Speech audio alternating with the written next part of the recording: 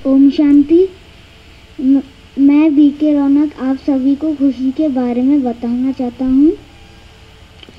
वैसे तो मेरे को कुछ ज़्यादा पता नहीं है, जो मैंने पढ़ा है और मेरे को पढ़ाया गया है वो मैं आप सभी को बताना चाहता हूँ। जैसे शरीर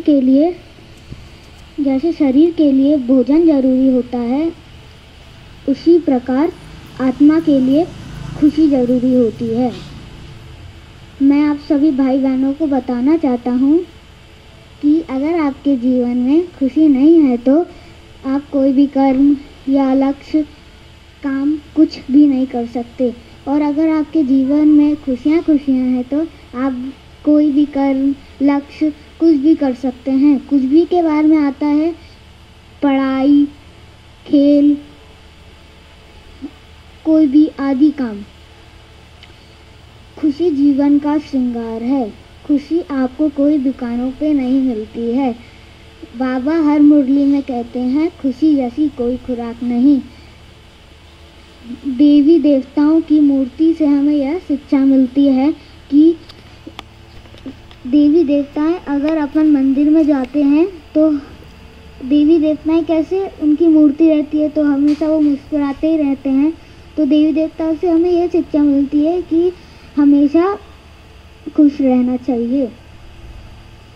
जब हम सतयुग में होंगे तब हमारा जन्म खुशनुमा होगा। खुशनुमा मतलब हम हमेशा खुश रहेंगे, उठेंगे खुश होंगे, जागेंगे सोएंगे तो हम हमेशा खुश रहेंगे।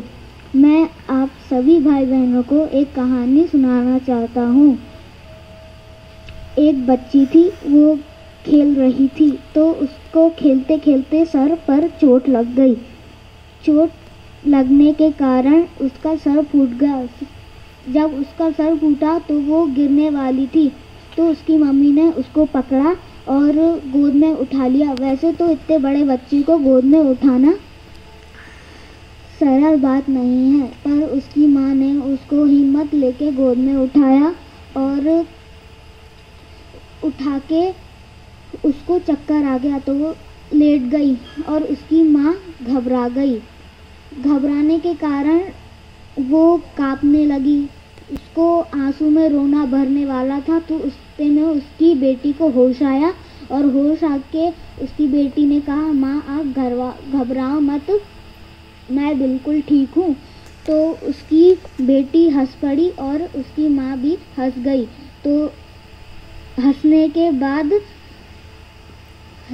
बाद वो उसकी माँ बोली कि नहीं बेटा, तेरे को खून बहुत आ रहा है। तो उसका खून माथे तक आ गया। तो उसकी माँ ने टॉवेल लिया और उसके माथे से खून पोंछा तो उसका खून और बढ़ते गया। तो उसका खून बढ़ा तो माँ पोंछते गई और उसके माँ को ये नहीं दिख रहा था कि उसके सर में चोट कहाँ लगी है। जब उसको ये ख्याल आया तो तब तक उसके आंखों में आंसू आ गए थे और उसको सब कुछ धुंधला दिखने लगा था।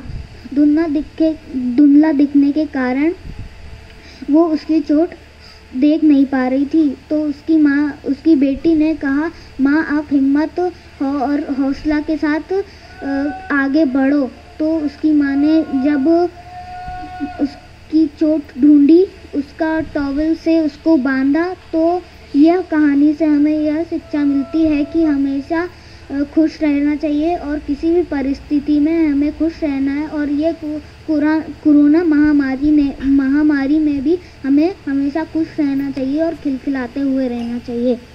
इस कहानी का यह टॉपिक है कि मुश्किल